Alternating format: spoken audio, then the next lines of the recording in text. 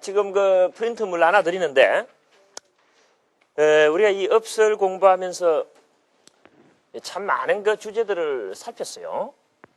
육건, 육경이라고 하는 주제도 상당히 중요하고, 또 업이라고 하는 말의 정의, 또 보라고 하는 말의 정의 다 중요합니다.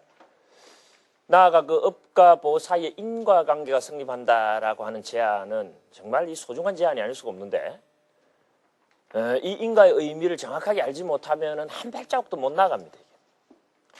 그래서 전번 시간에도 말씀드렸다시피 무엇보다도 이 인과라고 하는 것은 존재나 사건의 범주가 아니고 관계의 범주를 드러내는 말이기 때문에 자세히 알아놓으면 알아놓을수록 좋은 거예요. 그래서 그 인과라고 하는 의미에 우리가 좀 더 깊은 천착을 해보자 하는 취지에서 불교의 인과론이 갖고 있는 그런 어떤 탁월한 면에 대한 설명을 전번에 시작을 했는데, 아무래도 여러분들께 좀 이 근거가 될 만한 그런 문장이 적혀있는 자료를 제공을 하면서 함께 살피는 게 좋겠다 하는 그런 생각을 가지게 됩니다. 그냥 제 설명을 듣고서 이해하시는 것보다는 그런 거 자료가 좀 있으면 훨씬 이해의 정도가 나아질 것 같아요. 그래서 내가 이 부산 강의를 내려가서 이 강의를 해보니까 확실히 그런 것이 그냥 이야기해가지고는 이 다음 시간에 이렇게 한번 체크를 해보니까 정확하게 그 의미를 파악하지 못한 그런 경우를 많이 보게 돼요. 그래서 제가 드리는 말씀의 전부는 이해를 못한다 하더라도 부처님이 인과율과 관련하여서 꼭 이 정도는 여러분들께서 좀 알으셔야 되겠다 하는 그런 부분을 제가 여러분들께 문건으로 이렇게 한번 정리를 해봤어요. 그래서 여러분들 그거 갖고 계시는 거 보면 이렇게 뒤집으면 뭡니까?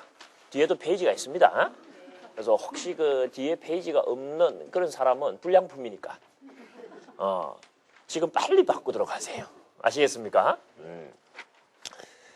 우리는 이 부처님의 인과론을 좀 다르게 표현해서 의미 있는 예측 가능성의 이론, 이런 그 제목으로 한번 음미할 필요를 느낍니다. 인과율이라고 하는 것 또는 인과의 관계라고 하는 것은 선행하는 사건과 후속하는 사건 사이에 두 가지 성질이 지켜지는가 지켜지지 않는가를 확인하라. 첫 번째가 필연적 상응성이 지켜지느냐, 두 번째가 예측 가능성이 지켜지느냐. 여기서 무엇보다도 중요한 것은 예측 가능성인데, 그 예측 가능성이 조금 명료하게 규정이 되지 않으면 안 됩니다. 그냥 단순히 예측 가능성하고 말해가지고는 아마 인과율을 성립시키는데 실패할 줄 몰라요. 그랬을 때 우리는 그냥 예측 가능성이 아니고 어떤 예측 가능성이다? 의미 있는 예측 가능성이다. 이런 참 모양새 있는 표현을 여러분들께 한번 소개해드리는 겁니다. 어떻게 모양이 좀 이쁩니까? 안 이쁩니까? 의미 있는 예측 가능성. 참 이건 내가 쓴 말이기는 하지만 참 잘 썼다. 나는 그런 생각을 해요. 그래서 이제 여러분들이 전번 시간에 저와 함께 공부를 한 것은 그 의미 있는 예측 가능성의 이론 중에서 첫 번째 단락, 그 첫 번째 보면 반괄호 1 해갖고 문제 제기해놨죠, 그죠? 요것들을 살폈고, 오늘은 중간쯤 나오는 그 두 번째 단락부터 공부를 하면은 이제 되는 셈입니다. 그래서 이제 전번 시간에 우리가 공부했던 걸 요약도 한다 하는 그런 취지에서 같이 한번 읽어봐도 괜찮겠죠, 그죠? 문제가 뭐였느냐 하면은 의지가 없는 육경에 대한 업은 예측 가능한 보를 가지게 되지만, 예를 들어서 우리가 자동차에 기름을 넣고 그 자동차가 굴러가는 거리 같은 경우는 예측이 됩니까? 안 됩니까? 예측이 되죠. 이건 자동차가 근본적으로 의지가 없는 육경에 속하는 존재이기 때문입니다. 그걸 이제 여기서 뭐라고 표현하셨습니까? 의지 없는 육경에 대한 업은 예측 가능한 보를 가지게 되지만, 문제는 의지 있는 육경에 대한 업은 예측 불가능한 보를 지니게 되니 인과율을 보편적으로 주장하기 어려워진다. 이게 이제 문제의 발단입니다. 말하자면 이제 상대방, 저희에 있어서는 여러분과 같은 상대방, 또 여러분에게 있어서는 저 같은 상대방은 피차간에 의지가 있습니까? 없습니까? 의지가 있기 때문에 내가 그 상대방에게 업을 가했을 때 그 상대방이 어떤 반응을 보일지를 우리가 정확하게 예측한다라고 하는 것이 사실상 어렵습니다. 예측 불가능하다 이게. 그래서 예측 가능해야지 인가라는 말을 쓸 수가 있는데 예측 불가능하니까 어떻다? 이 부분은 인가라는 말을 적용하기가 어려워져요. 그죠? 그렇기 때문에 인가라고 하는 말을 전반적으로 다 쓸 수 없는 건 아니지만 그렇다고 보편적으로 쓰기는 또 어려워진다는 거예요. 의지가 없는 상대방에 대해서는 예측 가능한 보가 나타나므로 거기는 우리가 인가라는 말을 써주는데 큰 문제가 없습니다. 문제는 상대방이 나와 같이 의지를 가졌을 경우다.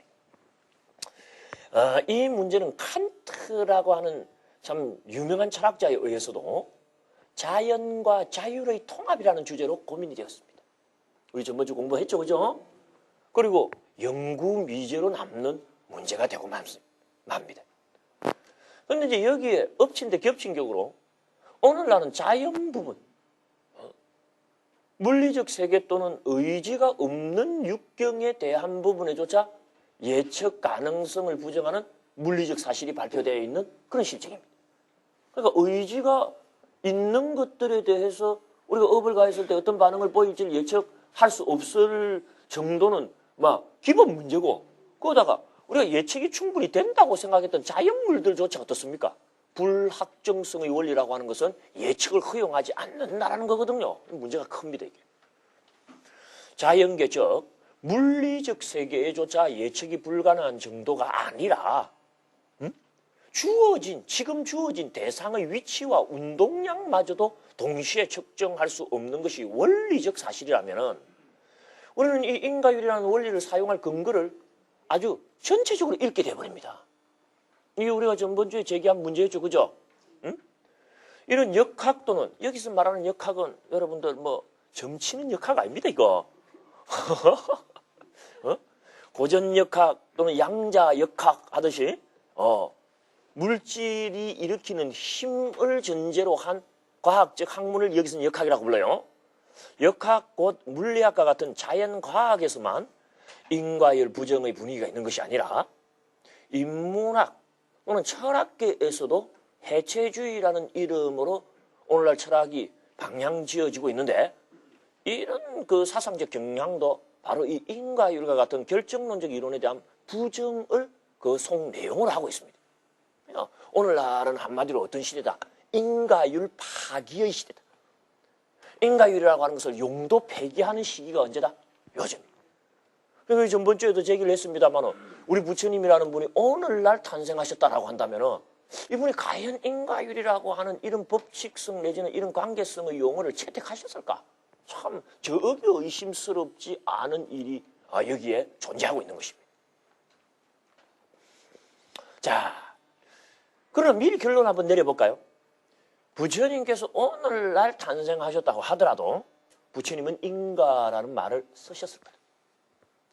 단순히 인가라고 하는 말을 쓰신 것이 아니라 보편적 법칙으로서 이 말을 쓰셨을 거다. 그럼 보편적 법칙을 우리가 한마디로 뭐라 그럽니까? 진리. 부처님이 이 인과율을 진리로 분명히 주장을 하셨을 거다 하는 걸 우리는 오늘날 입장에서도 한번 주장을 해볼 수가 있습니다. 그 근거가 뭐냐?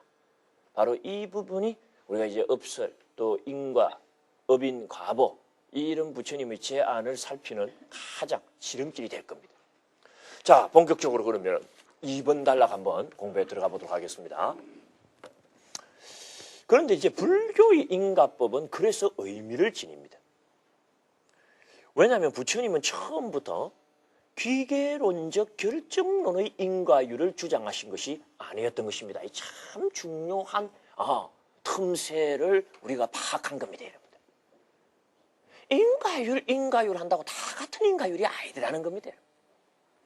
여러분들 예를 들어서 전번 학기에 저하고 이제 불교 학개론 같이 이제 공부를 하시고 하신 분들, 작년이네요. 그때 제가 이야기를 드렸지만은 이 불교라는 종교도 믿음 이야기한다 이거예요. 기독교라는 종교도 믿음 이야기한다 이거예요. 똑같이 믿음을 이야기한다고 해갖고 불교의 믿음하고 기독교의 믿음이 그 내용까지도 같다라고 생각하면은 오산이다. 믿음이라고 하는 것은 믿는 대상과 믿는 방법으로 결정이 되는데 불교와 기독교의 믿음의 대상이 같고 불교와 기독교의 그 믿음의 방법론이 같다면 두 믿음을 같다라고 할 수 있지만 믿는 대상도 다르고 믿는 방식도 다릅니다. 말만 같았지 속은 달라요. 인과율이라는 말도 똑같습니다. 우리 부처님도 인과율이라는 말을 사용하고 칸트도 인과율이라는 말을 사용하고 과학자들도 뭐 그들은 부정을 합니다만 인과율이라는 말은 일단 쓰고 있는데 그랬을 때 각 문화 영역에서 사용하는 인과율이라고 하는 그 표현이 어디나 똑같은 의미 내용을 가지고 사용되고 있느냐 아니라는 겁니다. 그랬을 때 부처님이 오시기 이전에 인도인들이 사용한 인과율이라는 개념이나 또는 오늘날 서양 사회에서 줄곧 사용해온 인과율이라는 개념은 어떤 인과율이었느냐 하면은 기계론적 결정론의 인과율이었습니다. 응? 그냥 인과율이 아니고 무슨 인과율이다? 기계론적 결정론의 인과율. 그런데 우리 부처님이 주장하시는 인과율은 그런 기계론적 결정론의 인과율은 아닙니다. 이런 것이 여러분들 말하자면 이런 학문적인 그런 분위기를 전제한 이런 도량에 앉아서 배워야 될 내용이에요. 막 우리가 이제 대중법문이나 그런 설법 시간에 가면은 인과법문 많이 합니다. 그럴 때 하는 인과법문이라고 하는 것은 막 인과라고 하는 그런 부처님의 교의를 바탕으로 우리에게 교훈이 될 만한 이야기를 적절히 주고받으면서 막 우리 마음을 좀 다스리고 그런 데 주로 초점을 둬요. 그렇지 인과라는 그 자체의 의미가 정확하게 뭔가를 추구해 들어가고 하는 것은 그런 시간에서는 불가능합니다. 그러니까 이제 이런 시간에 우리가 어렵지만은 이런 부분을 공부를 해야 돼요. 인과율이라고 해도 똑같은 인과율이 아니다. 일상적으로 보통 우리가 생각해왔던 인과율은 어떤 인과율이다? 기계론적 결정론의 인과율이다. 기계론적 결정론. 시계라고 하는 것이 정확하면 뭐합니까? 24시간이 지나면 그 위치에 그대로 돌아와 있겠죠. 맞아요, 안 그래요, 여러분들? 24시간이 지나면 시, 침, 분침, 초침할 것 없이 지금 딱 본 그 자리에 그대로 돌아와 있겠죠. 정확하게 예측이 됩니까, 안 됩니까? 예측이 됩니다, 그죠? 왜? 시계는 기계니까. 이 기계, 이 시계와 같은 그런 기계를 생각하시면 됩니다. 그런 시계와 같은 기계가 보이는 그런 예측 가능성은 지금 이 순간 딱 보는 순간 24시간 뒤에는 똑같이 이 자리에 와 있을 거다라는 것이 처음부터 결정되어 있습니까? 안 되어 있습니까? 결정되어 있죠. 이런 아주 엄격한 스트릭트라 그럽니다. 이런 걸. 세상 사람들은 이제 그럼 우리가 타이트하다 이런 이야기 하죠. 그죠?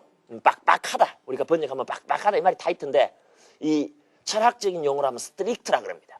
아주 엄격한 결정론적 기계론인 게 이게.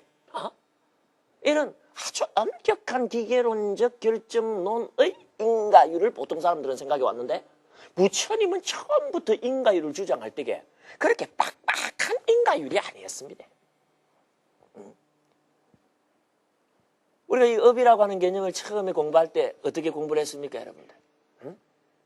업이라고 하는 것을 한 번 짓고 나면은 다시는 변경이 불가능한 그런 도대체 어떻게 해볼 도리가 없는 숙명론적인 그런 결정론적 원리로 생각하지 마라 하는 제안을 처음 첫 시간에 내가 했는데 기억들 하시는지 모르겠어요. 너무 과거 예속적으로 생각하지 마라. 너무 제업과 결부시켜 생각하지 마라. 그리고 숙명론적인 결정론적 원리로 생각하지 마라. 차돌멩이처럼 딱딱한 걸로 생각하지 말고 찹쌀떡처럼 몰랑몰랑한 걸로 생각해라. 이런 말 했던 거 기억납니까? 딱 두 사람만 기억난다 그러고 나머지는 전혀 들은 적 없다라는 식으로 저를 쳐다보시는데 여러분들은 좀 각성해야 돼요. 각성해. 뭐 들은 게 있으면 그게 어떻습니까? 좀 기억이 되어 있어야 돼요. 불교는 기억입니다, 여러분들. 기억력이 떨어지면 불교 못 해요. 옛날 우리 부처님 살아생전 제세 시적의 스님네들은 부처님이 하신 말씀을 어떻다? 왜 언제 또 들을 줄 모르거든. 부처님께서 하신 말씀을 듣는 즉시 뭡니까? 머릿속에 바로 메모리하는 능력이 굉장히 뛰어났어요. 그 능력을 함양시키는 전문적인 수행법이 사념처 수행입니다. 요새는 그 사념처 수행이 남방상자부의 왜곡을 거쳐가지고 무슨 마음 챙김, 몸과 마음에서 일어나는 현상을 다시 한번 되새기는 정도 이렇게 생각하고 있는데 그게 사념치 아니에요. 사념치 할 때 염이라는 말은 인도말로 스머리띠라 그러는데 스머리띠라는 말을 사전에서 찾아보면 메모리 이렇게 돼 있어요. 응? 한번 따라해보세요. 스머리띠. 스머리띠. 소머리띠가 아니야. 응? 스머리띠. 스머리띠가 메모리. 37조도법 중에 제일 먼저 들어가는 것이 사념처입니다. 네 가지란 뭐냐면 딴 게 아닙니다. 신수신법이라고 표현되어 있지만 그때 신수신법은 사념처 체계 속에서의 신수신법이에요. 그 신수신법은 뭐냐? 괴로움의 발생 과정, 결론으로서의 괴로움, 괴로움으로부터의 해탈 과정, 결론으로서의 해탈. 응? 말하자면 부처님의 교리를 네 가지 범주로 나눈 겁니다. 어떻게 괴로움이 발생하냐? 그리고 발생한 괴로움의 모습은 어떠냐? 부처님이 설한 건 그거예요. 어떻게 해탈할 것이냐? 해탈한 경지는 어떠냐? 이 네 가지와 관련된 부처님의 가르침을 잊지 않고 기억해내는 수행이 뭐다? 네 가지에 대해서 기억해라고 하는 요청처 해갖고 사념처라.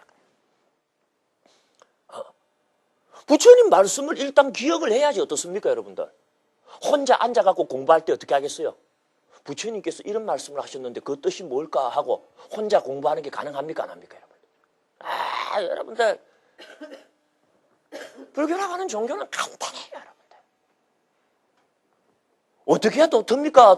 그러는데 내가 인마 도 딱 트는 다른 방법이 있을 수가 없어. 이 방법뿐이야, 도 트는 대로.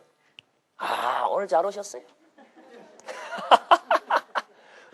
도 트는 방법 오늘 듣는데 이 도 트는 방법은 내가 지어냈다라고 여러분 생각할 수가 있는데 아닙니다. 난 절대 내가 지어낸 걸 여러분들에게는 이야기 안 합니다. 근거 없는 이야기를 하면 그건 학술적인 자세가 아니에요. 저는 수행자도 아닙니다. 저는 무슨 대단한 설법가 그런 쪽도 아닙니다. 저는 그냥 학자예요, 학자. 학자는 뭐냐? 근거 있는 이야기를 하면 학자예요. 근거 있는 이야기를 논리적으로 제안할 수만 있으면 학자입니다. 난 딱 그것만 한대. 그 근거를 부처님에게서 발견하든 아니면 학자들에게서 발견하든 그런 거거든. 부처님이 뭐라고 하냐? 도를 털려면 어떻게 해라?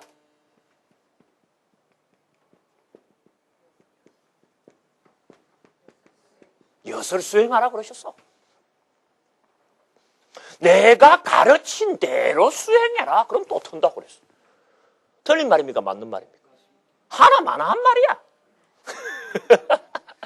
그러나 이 하나마나한 것 같은 이 말의 그 의미가 커요. 응? 이 말이 왜 의미가 크냐? 여러분이 명색이 수행한다 할 때는 그 수행의 전제가 부처님이 설하신 바를 전제했느냐 안 했냐를 확인하라는 뜻이야. 지 혼자 앉아갖고 벽 쳐다봐. 언제 부처님이 벽 쳐다보고 공부하라 그랬어? 그냥 앉아만 있으라고 가르쳐. 어딘가 가면. 그냥 앉아만 있기로 하면 뒷동산 방긋돌이 더 잘 앉아있어. 그럼 벌써 또 듣겠네. 계속 뭘 외우기만 하면 더 튼다는 게 있어. 그러면 카세트 테이프가 더 먼저 텄어. 그럼 매일 외워 앉아갖고. 부처님이 설한 대로 수행해. 그럼 부처님께서 뭘 설하셨느냐 이게. 부처님께서 설한 대로 공부하려면 어떻게 해야 되는 얘기야? 부처님이 뭘 설했는지는 알아야 부처님이 설한 대로 공부할 거 아닙니까? 요새는 경전을 보는 겁니다. 경전을 보면 부처님 설한 게 나옵니까? 안 나옵니까? 나오니까 어떡합니까? 그거 보고 부처님이 이런 말씀하신다고 공부를 하면 되는데 옛날에는 경전이 있었어요? 없었어요? 부처님 당시에서는 구비문학이라 입에서 입으로 전달이 되기 때문에 책 같은 거 없어. 응? 어렵사리 부처님을 모시고 설법 한 번씩 듣는 거야. 들으면 어떡합니까? 딱 기억할 때 방을 4개 나눠서 기억합니다. 요거는 괴로움의 발생에 관련된 부처님 말씀입니다. 요거는 괴로움 그 자체에 대한 부처님 말씀입니다. 요거는 해탈의 과정에 대한 부처님 말씀입니다. 요거는 해탈 결과에 관련된 부처님 말씀입니다. 저장을 하되 아무데나 저장하면 헷갈려갖고 소용이 없어요. 너무 자세히 나눠도 복잡해서 소용이 없어. 부처님 몇 단계로 나눠라? 4가지 방으로 나눠갖고 그 안에 집어넣어가지고 뭘 해라? 기억하라고 가르친 거야. 그걸 보고 사념처라 그래. 응? 그래서 칠각지라는 수행법에 가게 되면은 염각지가 제일 먼저 나오고 그 다음에 택법각지입니다. 염각지라는 건 뭐냐? 제대로 공부하기 위해서 공부하는데 필요한 부처님 말씀을 제대로 기억했느냐를 확인하는 각지입니다. 부처님 말씀 중에 필요한 걸 제대로 기억했음이 확인이 되면 그 안에 당해의 자선에서 공부해야 될 법을 선택하는 게 대법이야. 그러면서 쫙 나가면 도 트는 걸로 딱 연결돼. 그러니까 이 기억이라고 하는 게 얼마나 중요한 줄 몰라요. 어? 도 튼다라고 하는 게 사실은 기억입니다, 여러분들. 응? 이게 뭔 말인지 압니까? 우리가 한 번도 경험하지 않은 걸 생뚱이로 일으켜낼 수는 없어. 여러분이 도 텄을 때에 여러분이 트신 도 속에서 경험되어지는 어떤 경지는 무시의 겁내에서 윤회하는 동안 언젠가는 어떤 순간에 한 번은 봤던 것을 교묘하게 기억해내는 일이야. 어? 그 기억을 일으키려면 어떻게 해야 됩니까, 여러분들? 집중해야지. 아주 오래전에 걸 여러분들이 되새겨내려면 어떡합니까? 집중합니까, 안 합니까? 그게 뭐였더라? 그때 내가 만난 사람이 누구, 그 사람이 뭔 말을 했더라고. 집중을 착 하면, 이 말 했지 하고 떠오릅니까, 안 떠오릅니까? 그런 게 또 드는 거야. 또 드는 게 별거 아닙니다, 여러분들. 응? 그렇게 하는 게 어려워서 그렇지. 응? 그러니까 이 기억이란 건 너무너무 중요해. 근데 내가 업이라고 하는 거는 딱딱한 차돌멩이가 아니고 찹쌀떡처럼 몰랑몰랑한 거다. 이렇게 내가 이야기를 했습니다. 저도 기억을 좀 해야 됩니까, 안 해야 됩니까? 응? 그런 말 한 적이 없다. 작년에 했으니까 올해 입학한 사람은 못 들었어도 모를 거다. 응? 오래 했어, 오래. 찹쌀떡 이야기는 내가 오래 했어, 오래. 올해도 아니야. 요번 학기에 했어. 9월달에 했어. 9월달에. 9월달은 전번 달이야. 세상에 한 달 전에 한 이야기도 내가 여러분들 표정을 보면 놀라운 것은 그냥 기억나지 않는 게 아니야. 정말 기억나지 않는 진정성이 들어있어. 여러분들 표정을 보면. 놀라워라. 미스테리야, 이거. 미스테리야. 참 신비로운 일이야. 부처님의 업이라고 하는 게 몰랑몰랑한 것이었듯이 뭐다? 부처님이 설하시는 인가율도 어떤 인가율이다? 차돌맹이처럼 스트릭트한 인가율이 아니야. 24시간 뒤에는 정확하게 시침, 분침, 초침이 그 자리에 있을 거다라고 아주 기계론적으로 처음부터 결정이 되어버린 그런 인가율이 아니라 상당한 범위의 융통성이 허용이 되는 말랑말랑한 인가율이 부처님이 설하신 인가율이잖아. 처음부터 부처님 그런 인가율을 설하. 그러니까 오늘날 사람들이 부정하는 인가율은 어떤 인가율이다? 기계론적인 결정론의 인가율이거든. 그러니까 그건 암만 부정해봤자 뭡니까? 부처님의 인가율은 처음부터 그 인가율이 아니었기 때문에 뭐다? 부정하면 할수록 부처님한테는 뭐다? 도움됩니다, 지금. 요런 부분을 우리가 살펴야 되는 거예요. 대충 좀 알아들으시겠습니까, 여러분들? 그럼 이런 말을 들으면 뭐 해야 되겠어요? 기억을 해놔야 돼. 그런데 문을 열고 나가는 순간 어떻습니까? 이 법당에서 얻은 것은 법당에 다 해양하고 간대. 아니, 여기다 다 해양하고 가버리지 말고 가져가요, 가져가. 응?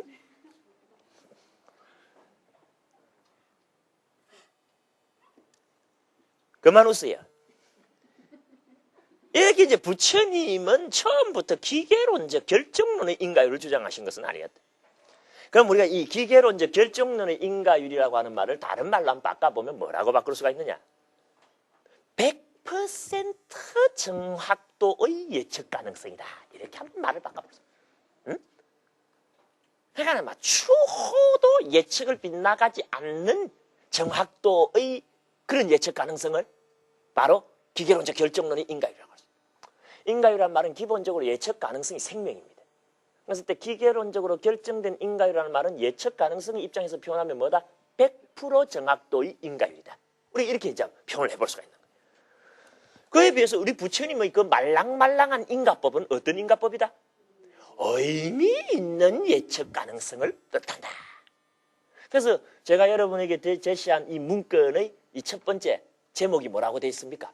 의미 있는 예측 가능성의 이론, 이렇게 되어 있죠. 그러면 이 의미 있는 예측 가능성이라는 말을 좀 더 부연해 보자 이거예요. 첫 번째, 100% 정확도는 아니더라도 그 예측의 정확도가 의미가 있다는 뜻이다. 자, 여러분들 한번 봅시다. 이 오늘날 참 이 자연과학계에서 뭐 불확정성의 원리니 이런 이야기를 다 하게 되는 것도 그 근거가 어디에 있느냐 하면은 이 존재라는 것이 갖고 있는 두 가지 상반된 어떤 속성이랄까 성질 때문인데, 그 두 가지 상반된 속성이 뭐냐면은 입자로서의 성질과 파동으로서의 성질을 모든 존재들이 미시세계로 가보면 가볼수록 어떻습니까? 공유하고 있더라. 그래서 뭐 이해를 하실지 모르겠습니다만은 어떤 물질 입자를 그 물질과 같은 속도로 따라가 보면은 입자인데 정지된 상태에서 보면 파동으로 보인다든지 뭐는 요상한 이야기들을 해요, 그 사람들이. 근데 여러분들, 입자와 파동의 성격을 한번 간단히 설명할 수가 있어요. 입자는 기본적으로 예측이 가능한 부분이 있습니다, 여러분들. 왜? 이렇게 날아갈 거니까, 날아간다면. 아니면 또 이렇게 날아갈 거니까. 지금 이 자리에 있었으면은 요 다음 시간에는 이 자리에 있거나 이 자리에 있을 거다. A라는 입자는 이 자리에 있고 B라는 입자는 이 자리에 있을 거다. 여기 이렇게 날아가면 어떻습니까? 이 예측이 어떻습니까? 정확하게 되죠. 왜? 한 시간대에 그 입자가 위치할 수 있는 장소는 한 장소뿐일 테니까. 왜? 입자 자체가 하나의 질점을 차지할 테니까. 그게 이제 딱 되는 거야. 자, 조금 이따 이야기를 더 들으면 여러분들 전체적으로 통합되어서 여러분들께 될 겁니다. 그런데 파동이라는 건 그렇지 않아요. 입자라고 하는 것은 그 자신이 그 시간대의 한 장소에만 있는 것이 입자지만은, 파동이라고 하는 것은 뭐냐 하면은 진동을 하는 게 파동입니다. 이렇게 존재면 존재, 에너지면 에너지 전체가 어떻습니까? 한 점이 되어서 날아가는 게 아니고 뭐다? 물결처럼 출렁출렁 되면서 나아가는 거야. 그러면은, 자, 주어진 시간을 한번 보자 이거예요. 주어진 시간대에 보게 되면은, 예를 들어서 이 시간대에 보게 되면은, 요 놈은 여기 있고, 요 놈은 여기 있고, 요 놈은 여기 있고, 요 놈은 여기 있고, 정해진 게 잘 안 나오죠, 그죠? 그래요, 안 그래요, 여러분들?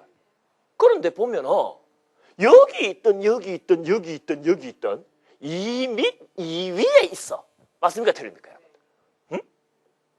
파동 속의 어느 부분이라고 하더라도 일정한 부분에 존재하지는 않지만은 여기와 여기 사이에 존재하고 있어. 그렇습니까? 안 그렇습니까? 그러니까 우리가 이야기를 할 때 우리가 알고자 하는 그놈이 정확하게 어디 있는가는 안 나와도 10과 0 사이에 존재한다. 이렇게 말을 할 수가 있습니까? 없습니까? 말할 수 있죠? 그러면은 그만큼만 해도 의미가 전혀 없는 겁니까? 조금은 의미가 있는 겁니까? 조금 의미가 생긴다 이거야. 그렇죠, 여러분들? 세상이 이런 거라면 이렇게 봐줘야 돼요. 세상이라는 것은 무언가가 그 장소 내지는 그 시간에 거기에서 딱 정해지는 게 아니고 어느 범위 안에서 정해지는 건 줄 몰라. 그 어느 범위가 정해지면 뭡니까? 그 범위 안에서는 아무 때나 가 있어도 되는 줄 몰라. 단지 재밌는 것은 그 어느 범위를 넘어서지도 않고 그 어느 범위 밑으로 하해하지도 않아. 단지 그 범위와 그 범위 안에서만 왔다 갔다 한다는 거예요. 그럼 이걸 가만히 생각해 보십시오. 주어진 시간에 그놈이 어디에 있는지 100%는 알 수가 없어도 어디서 어디 사이에 있는 줄은 알았으니까 또 전혀 모르는 거는 아니야. 묘한 상황이 발생하죠. 요런 상황의 예측을 뭐라 그런다? 의미 있는 예측 가능성이다.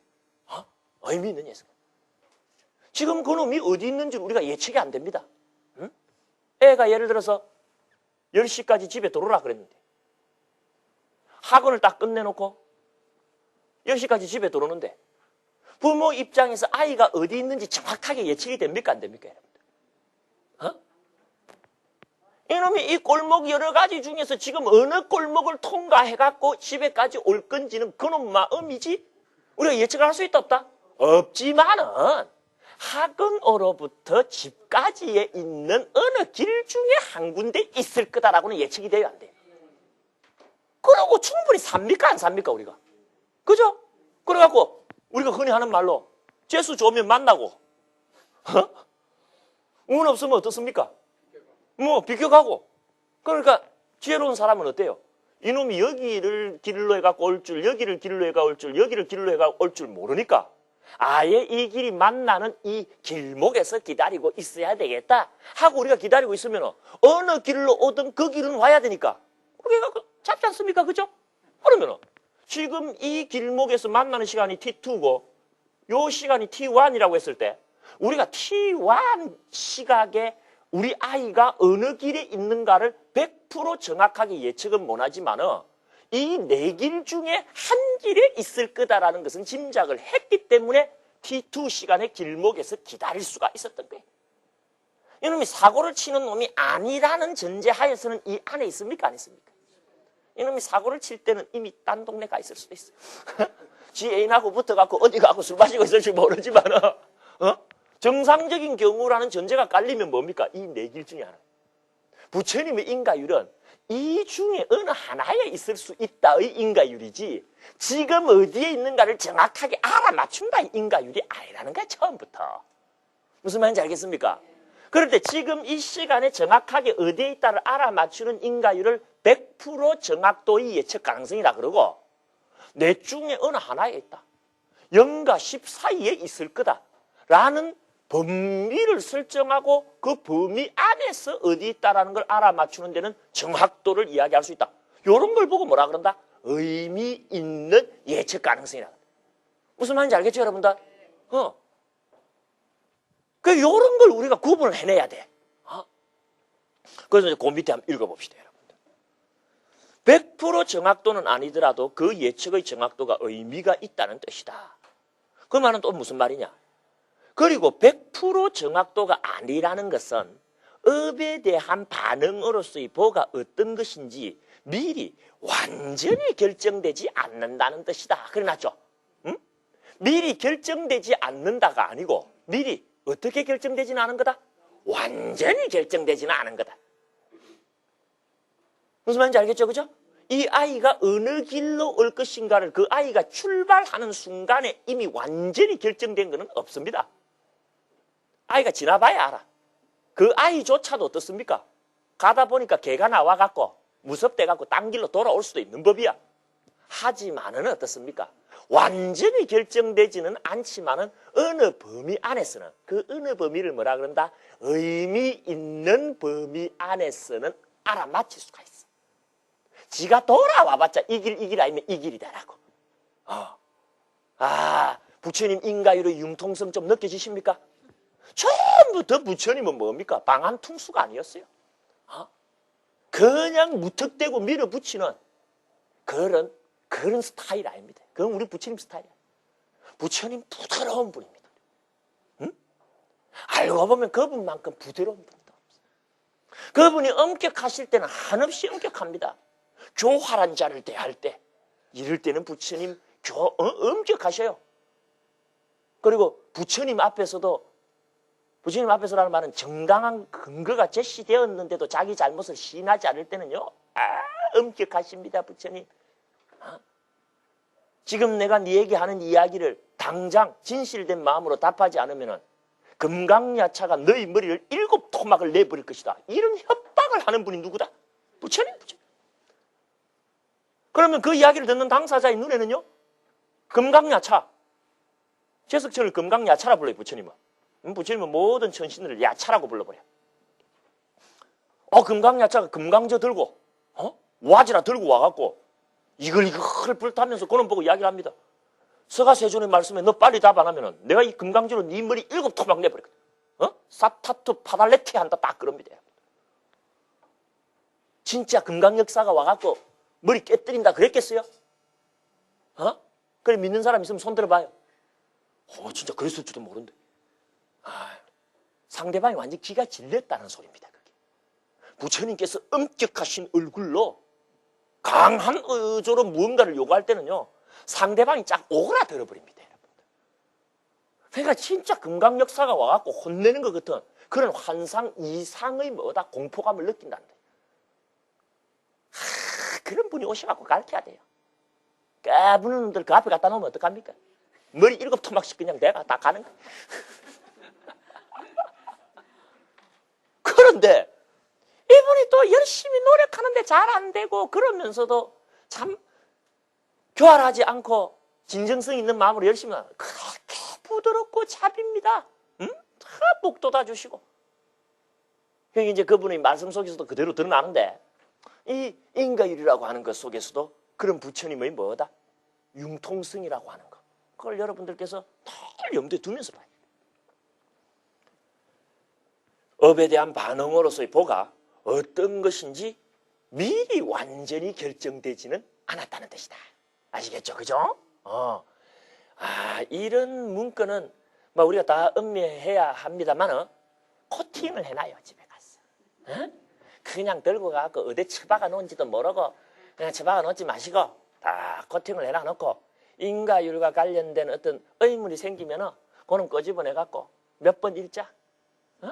무조건 읽으려면 20번은 읽어야 돼. 20번 여러분들 다 읽어보시면 이런 취지지 하는 게 다시 떠오르실 겁니다.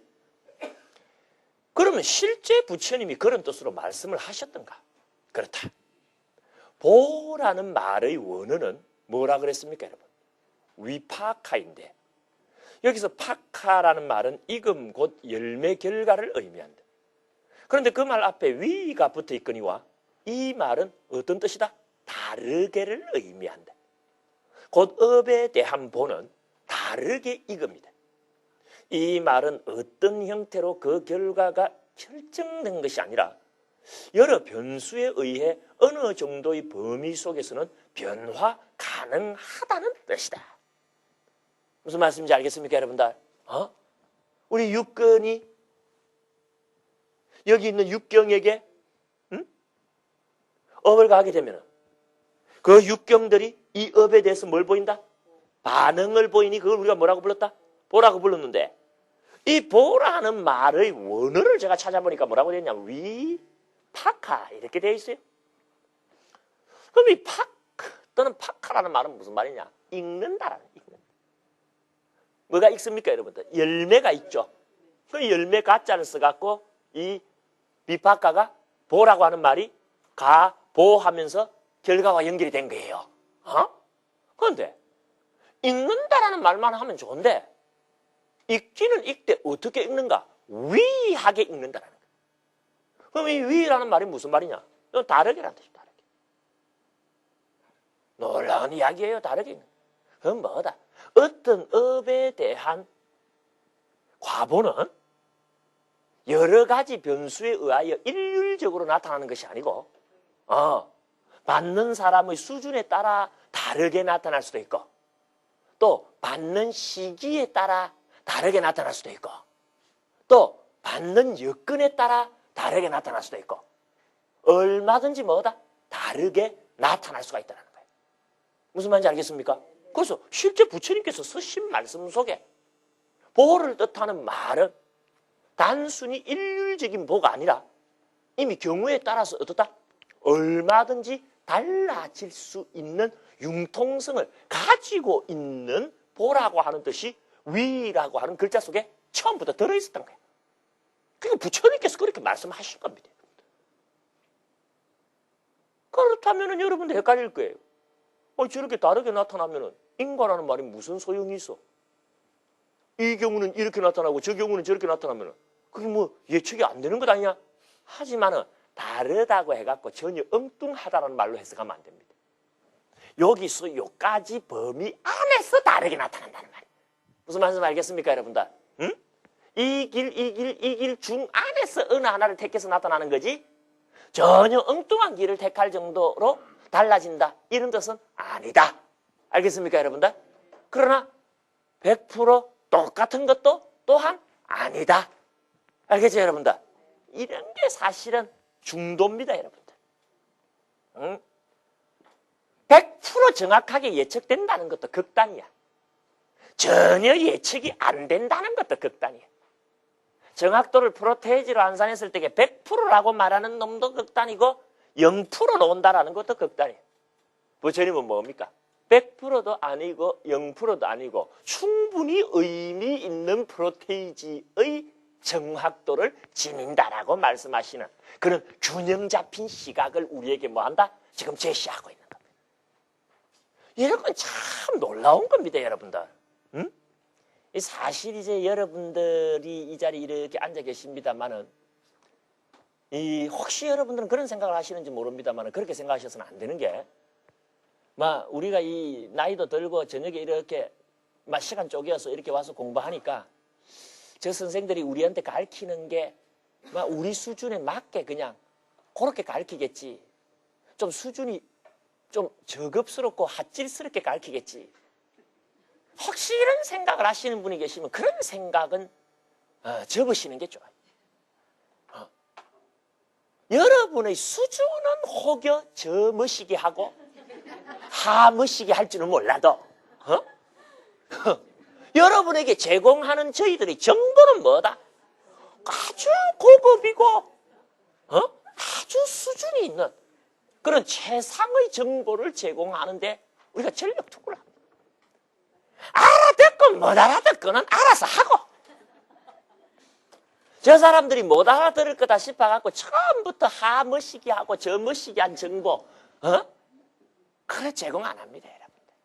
줘봤자 먹지도 못할 건데 주지 말자가 아니고 못 먹으면 가지고라도 가라고 뭡니까? 최상의 정보는 여러분들 이 자리에서 제공된 게 있잖아요. 정규적인 대학의 박사과정 학생들한테도 하는 이야기가 이 이야기입니다. 단지 걔들에게는 어떻게 이야기를 하느냐.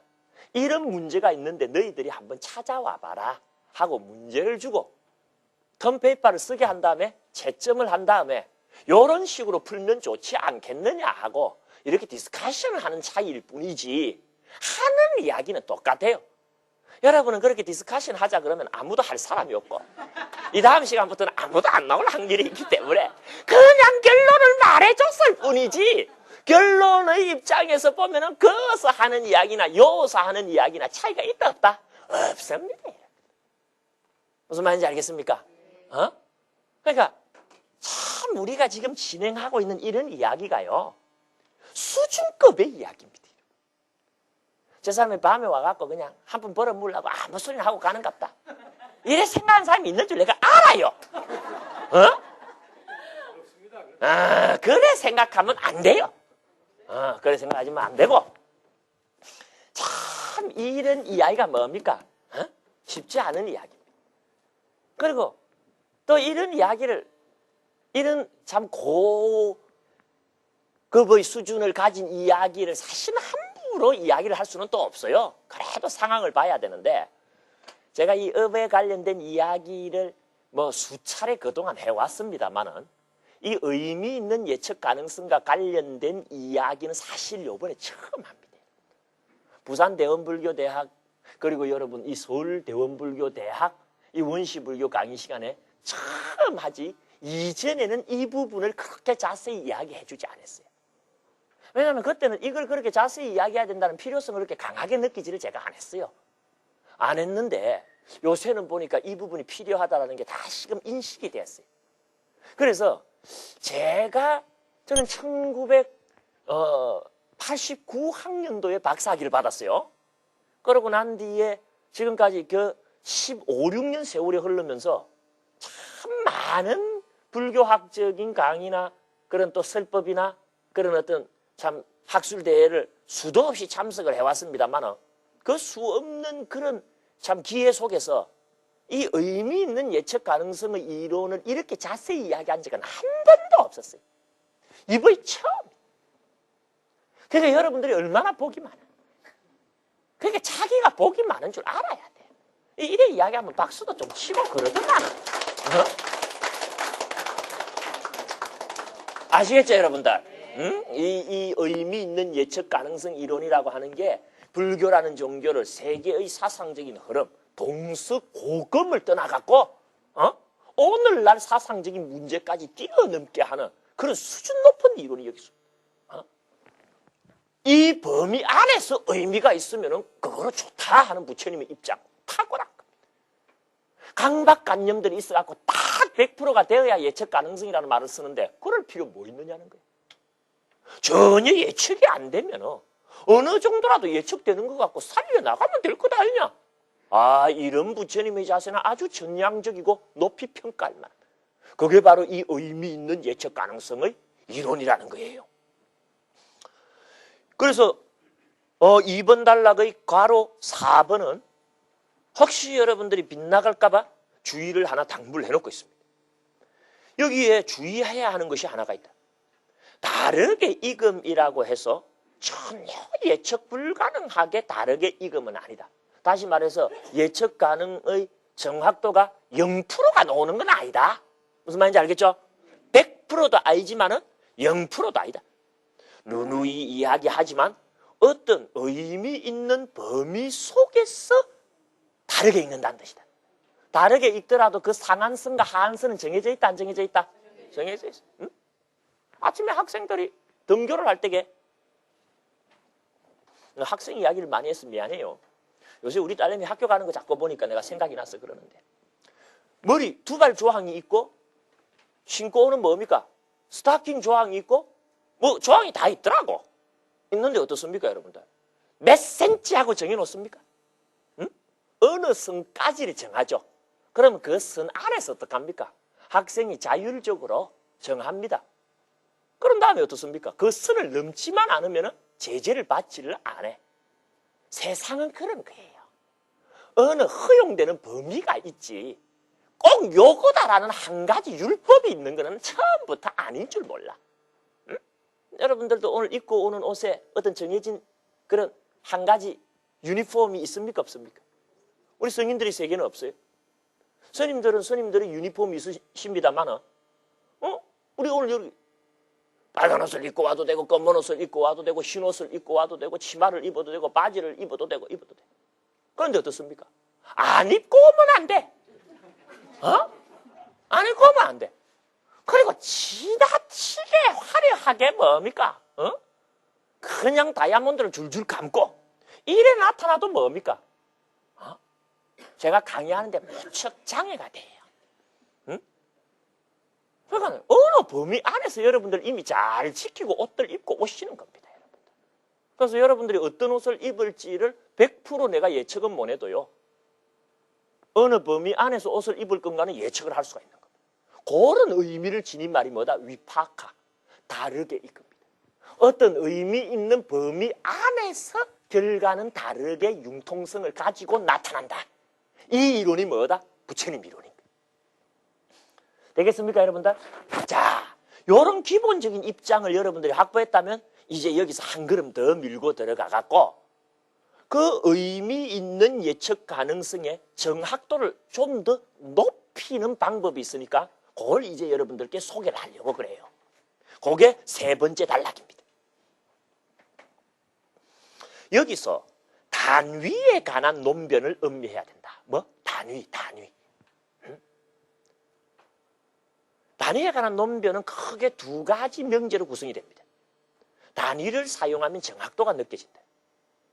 그런데 단위는 적절히 사용하는 것만이 의미를 가진다.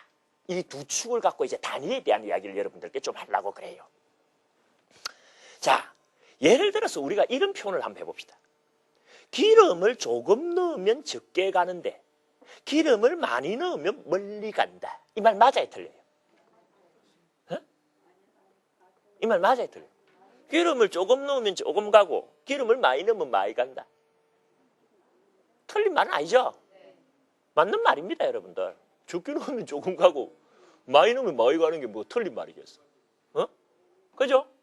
틀린 말은 아닌데 애매모호해, 이 말은. 이걸 이렇게 한번 바꿔볼까요? 1리터를 넣으면 10km인데 2리터를 넣으면 20km이다. 이러면 어떻습니까, 여러분? 좀 정확하게 말한 것 같아. 그러니까 조금, 적게, 많이, 멀리라고 하는 일상 용어를 리터나 킬로미터라고 하는 최적의 단위나 길이의 단위를 사용해갖고 표현을 하게 되면 어떻습니까? 정확도가 확 살아나는 편이 돼.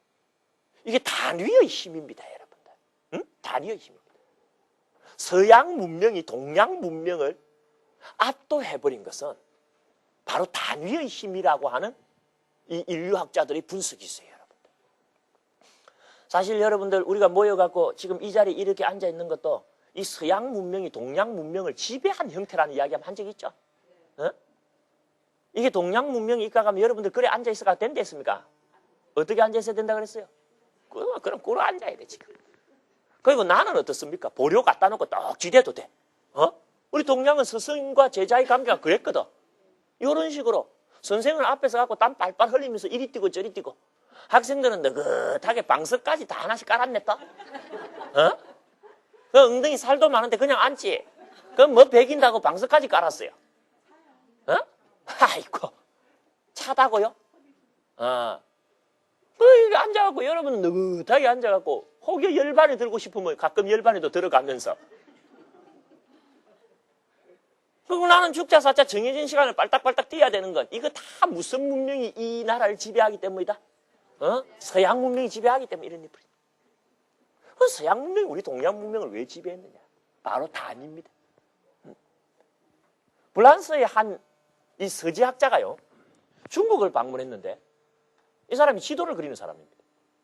그래가지고 지도를 그리기 위해서 해안가를 이렇게 따라가는데 어떤 어부를 만나갖고 우연히 통역을 통하여 대화를 했는데 그 시골 조그마한 어촌의 어부가 중국 해안선 모습을 다 알더라는 거야.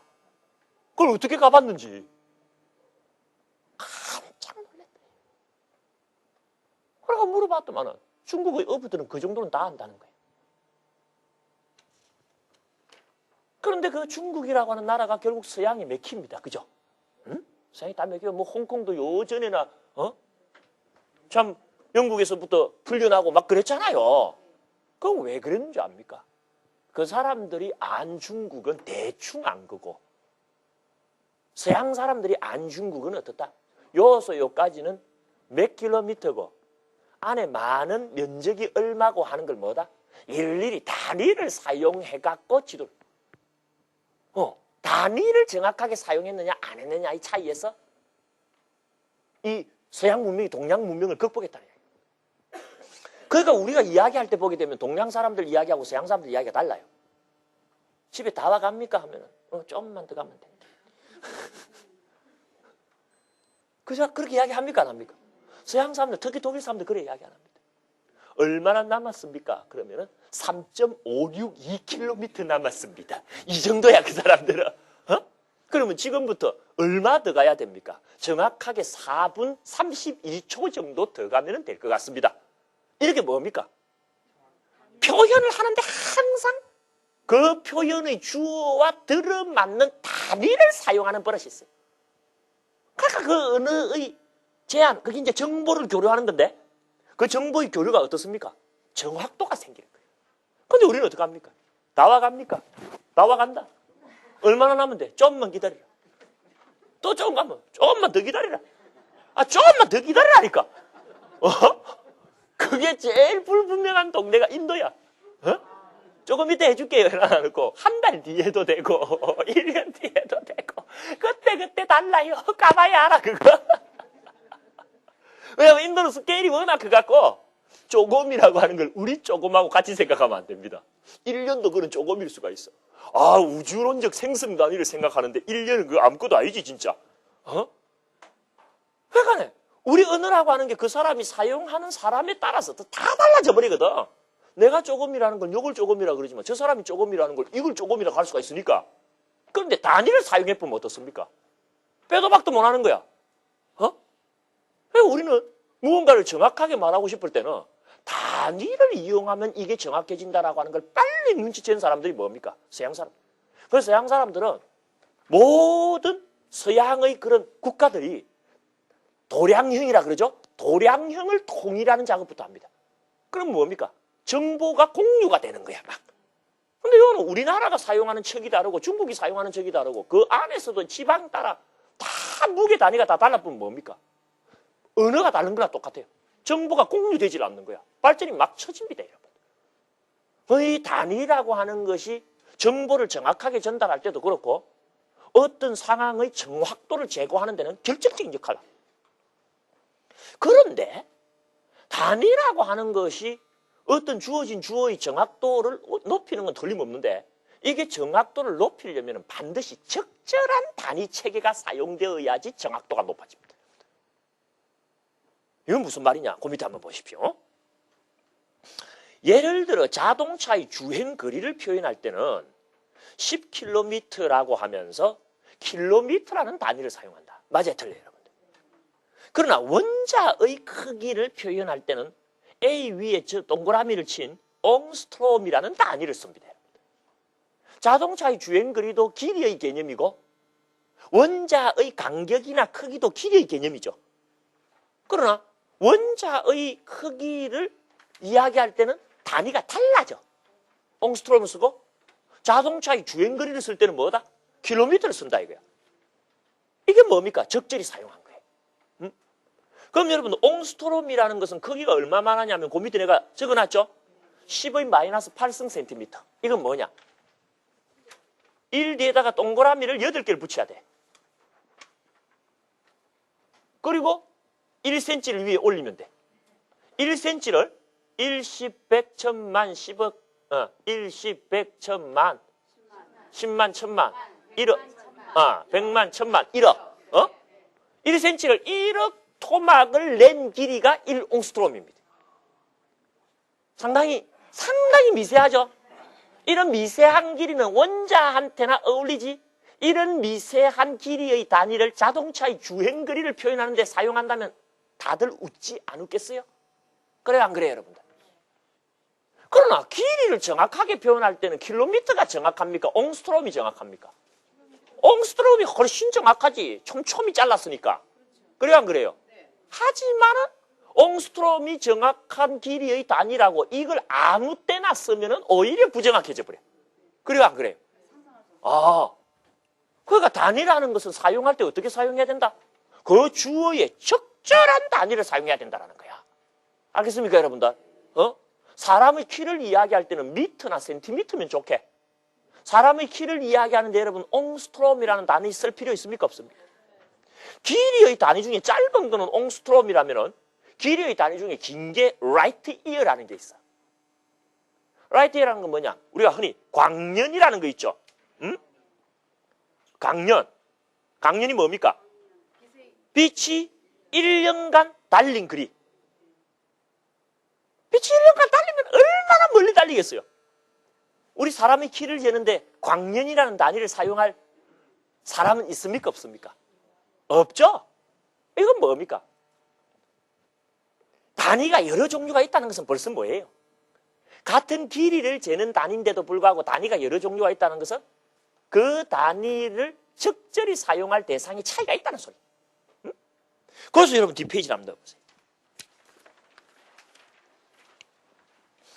정확한 길이나 크기에 대한 표현은 옹스트롬이지만 이 단위는 자동차의 주행 거리를 표현하는 데는 의미가 있다, 없다? 없다. 그리고 원자 내부의 길이는 킬로미터라는 단위로는 역부족이니 역시 어떻다? 의미가 없다. 이것은 우리는 그 상황에 의미 있는 정도까지의 정확도를 요구하지 궁극적인 100% 정확도를 처음부터 요구하지 않았음을 암시합니다, 여러분들. 그래요, 안 그래요, 여러분들? 실제 우리가 살아갈 때 킬로미터를 썼다라는 것은 뭡니까? 킬로미터라고 하는 범위 안에서 의미가 있으면 길이를 정확하게 말했다라고 인정했다는 소리입니다. 킬로미터라는 단위를 사용할 때는 옹스트롬이라는 단위를 사용할 때처럼 정확도 있는 그런 표현은 처음부터 필요가 없었다는 소리입니다. 무슨 말인지 여러분들이 모른다는 걸 내가 잘 알아요. 그래서 그 뒤에 다음 이야기를 내가 적고 있어요. 난 좀 알아요, 여러분들에 대해서. 응? 그래서 그 밑에 여러분 해놨는데 이것은 우리는 그 상황에 의미 있는 정도의 정확도를 요구하지 궁극적인 100% 정확도를 요구하지 않음을 암시한다. 킬로미터 단위를 사용하는 경우에는 1km일 경우 또는 1km라고 말할 경우는 1km 1cm나 1km 2cm 정도는 구별하지 않는다는 뜻입니다. 처음부터. 맞아요, 틀려요, 여러분들? 어? 자동차가 10km 굴러갔다 할 때는 실제 정확하게 재면은 10km 10cm도 갔을 수가 있고 10km 20cm 갔을 수도 있고 10km 1cm 갔을 수도 있죠. 그러면 차이가 납니까? 안 납니까? 나지만 그 정도 차이는 어떻다? 무시해버려. 그래도 정확하게 말한 게 됩니까? 안 됩니까? 됩니다. 그러니까 처음부터 100% 정확도는 있었다 없었다? 없었어요. 응? 우리에게 의미 있는 정확도면 끝났던 거야. 그런 세상을 우리는 살고 있고 세상이 그러면 그렇게 표현해 주는 게 정확한 거지.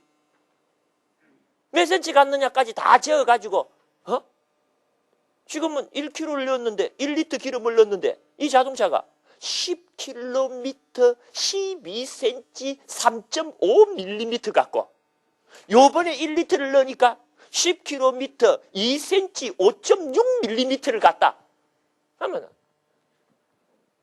니 좀 이상하니까 좀 쉬었다 온나 그럽니다. 쉬었다 온다 그래. 그래야 안 그래요, 여러분들? 액면 그대로 우리가 정확도를 이야기하면 10km 12cm 2.6mm가 정확한 표현입니다. 그러나 그걸 우리는 정확한 표현으로 인정을 안 해요. 그건 그냥 10km라고 해라 그래 버리면 끝이 봅니다. 그래야 우리가 살아가요. 숨을 쉬어. 1km 1cm나 1km 2cm 정도는 구별할 필요가 없습니다. 정확하게 1km이든 1km 1cm이든 모두 1km라고 해도 됩니다. 그래도 뭐가 유지된다? 의미 있는 정확도는 처음부터 유지됐던 거다. 이 단위와 관련된 논변, 이건 수준 높은 논변이니까 여러분들 잘 받들어야 됩니다. 알겠습니까? 이해가 잘 안 가시는 분이 또 있어, 그래 말해도. 그래서 내가 예를 하나 더 들었어요. 달과 지구 사이의 거리라고 한번 해보자, 이게. 달과 지구 사이 거리가 얼마냐? 내가 방금 인터넷에서 확인을 하니까 38만 4,400km라 그럽니다. 내가 이 문건을 적을 때는 그 물음표로 놔놨어요. 응? 그러면 38만 4,400km라고 말하면 되지. 38만 4,400km 1cm 또는 2cm 하고 거기다 센티미터를 붙이는 건 의미가 있습니까? 없습니까? 없어. 38만 4,400km라는 말도 정확한 말이 어떤 면에서는 아닙니다. 왜? 달이 지구를 공전하면서 가까울 때도 있고 멀 때도 있어요. 평균 거리야. 평균 거리야. 그러나 우리는 그 평균 거리로서 38만 4,400km라는 정보만 가지고도 어떻습니까? 달과 지구에 관련된 이야기를 풀어나가는 데는 아무런 문제가 없어. 처음부터 100% 정확도는 허상이었습니다. 이 세상에 처음부터 100% 정확도라는 건 없습니다.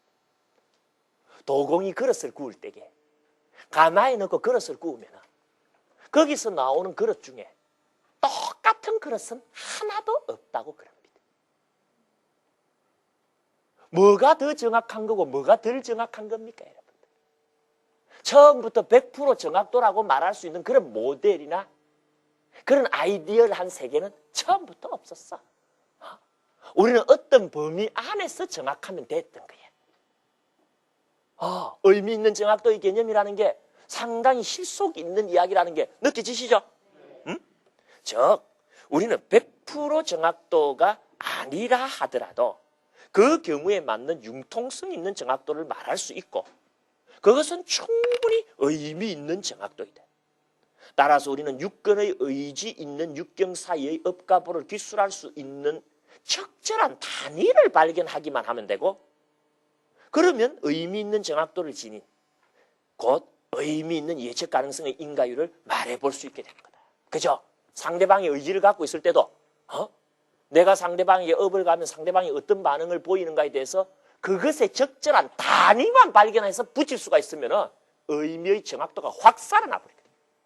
그 단위가 뭐냐 찾는 일만 이제 남아가 있는 겁니다. 아시겠죠? 뭘 하셨어요? 10분이기 때문에 끝났다는 걸 알아야 돼요. 오늘은 끝났다는 걸 알아야지. 뭘 알았어요? 그래서 내가 3번 단락까지 하고 4번 단락 남았죠? 다음 시간에 갖고 오세요. 4번 단락 이야기까지 하고 업과 보사의 의미 있는 단어는 뭐냐? 기름과 자동차의 관계는 리터와 킬로미터라는 단위를 붙였지만 업과 보사에는 새로운 단위가 필요할 거예요. 그죠? 거기에 알맞는 단위. 그걸 같이 한번 찾아보자 이게. 그러면은 인과율이 성립이 돼.